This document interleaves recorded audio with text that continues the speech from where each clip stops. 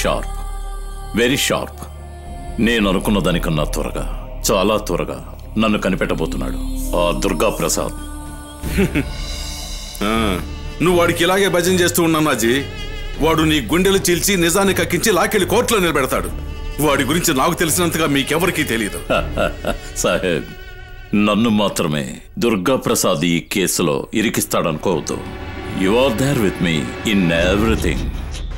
కోటి బాంబు పేలుళ్లకి, home secretary Paul హత్యకి నా ఇన్వాల్వ్మెంట్ కంటే మీదే ఎక్కువ. ముస్లిం లీగ్ నాయకుడు అయిన పాత బస్తీ సాహబ్ అయిన నీకే ప్రమాదం ఎక్కువ. 100 మిలియన్ల యూరోల ఆస్తి కలిగి ఉన్న బిజినెస్ టైకూన్ అయిన నా వెనకెవరున్నారో మీడియాకు తెలుసు. నేను నిమిత్త మాత్రునే. But they know I'm just swindler. కానీ సమాజ సేవ చేసే సాహెబ్ అలా కాదు. కేసులో ఇరుక్కుంటే చాలా నష్టపోతారు. 2 సంవత్సరాల తర్వాత రాబోయే మంత్రి పదవి గోవింద. బెదిరించాలని చూడకన్నాజీ. ఇంతకంటే పెద్ద ఆఫీసర్స్ వచ్చినా కూడా నా తల్లో వెంట్రుక ముక్క కూడా పేకలేకపోయారా నాజీ. ఐజీ దుర్గా ప్రసాద్ వాణ్ణి వెతకని, వెతికి వెతికి అలిసిపోయి వాణ్ణి నా ఇంటి దాకా రాని. నా కోసం నేరం తమ నెత్తి మీద వేసుకుని జైల్లోకి వెళ్ళడానికి చాలా మందిని రెడీ చేసి ఉంచాను నేను. నాతో పెట్టుకుంటాడా? మీరనుకున్నంత సులభం కాదు సార్ అది. హైదరాబాద్ లో జరిగిన చాలా పెద్ద మిలిటెంట్ ఆపరేషన్ లో మనం అంతా ఇన్వాల్వ్ అయి ఉన్నాం. It's a do or die game. Wrong. We do, others die. Yashif Shah ఎక్కడున్నాడు? That's taken care of. వాడెక్కడున్నాడనేది నాకు మాత్రమే తెలిసిన రహస్యం. ఆ రహస్యం అలాగే ఉంచుకో. ఆ కరుడు కట్టిన తీవ్రవాదిని ఎంత ఖర్చైనా సరే నేను కాపాడేది నాకు జేహాదీ మీద ఉన్న ప్రేమతో మాత్రమే కాదు. నువ్వే చెప్పావు కదా 2 ఏళ్ల తర్వాత మళ్ళీ నాకు మంత్రి పదవి వస్తుందని. ఆ మంత్రి పదవి నాకు దక్కాలంటే 2 మార్గాలున్నాయి: మత ఘర్షణలు, డబ్బు. అందుకే అన్నాజీ నీతో నేను చేతులు కలిపింది. Done. Terrorism is a great business deal. Saheb కావాల్సింది సాహెబ్ కి, కమిషనర్ కి కావాల్సింది కమిషనర్ కి. నీకు కావాల్సింది ప్రపంచ శాంతి. ముజీబ్,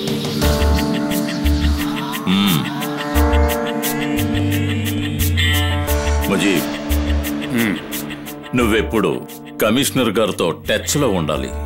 టికే. ఆ సెల్లో ఒకే ఒక్క నెంబర్ ఫీడ్ చేసి ఉంచాను. ఆ నెంబర్లోనే నన్ను కాంటాక్ట్ చేయి. అది ఈ ఫోన్ లోంచి మాత్రమే.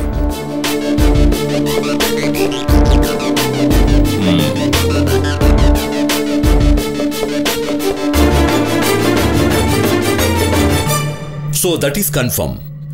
పాల్ జోసెఫ్ అన్నాజీలు మంచి మిత్రులన్నమాట. We have concrete proof. ఇది కొంచెం కూడా టాలీ కావడం లేదు సార్. మచ్చలేని పాల్ జోసెఫ్ కి, నేర చరిత్ర కలిగిన అన్నాజీకి సంబంధం ఏంటి?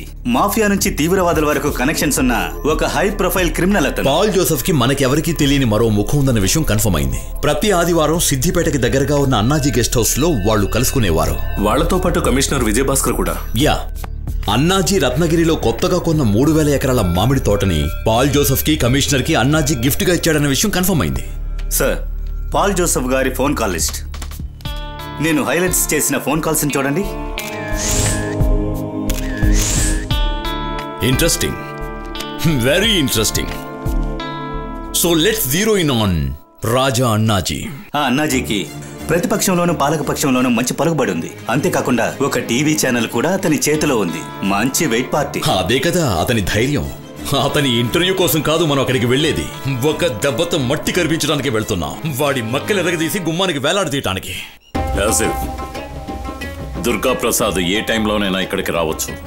It's not safe if you remains close to me. Phone calls వద్దు. ठीक है, जैसा तुम ठीक समझो, we'll do that. तुम्हारा मकसद जिहाद, मेरा पैसा, लॉट्स ऑफ मनी. तुम बस हमारा साथ दो, I'll make you rich. I hope Durga Prasad को ईगल के बारे में कुछ पता ना हो. No way. అతని ప్రతి మూమెంట్ నాకు తెలుస్తూ ఉంటుంది. అతని పక్కనే ఉన్న స్పై గురించి అతనికి తెలియదు.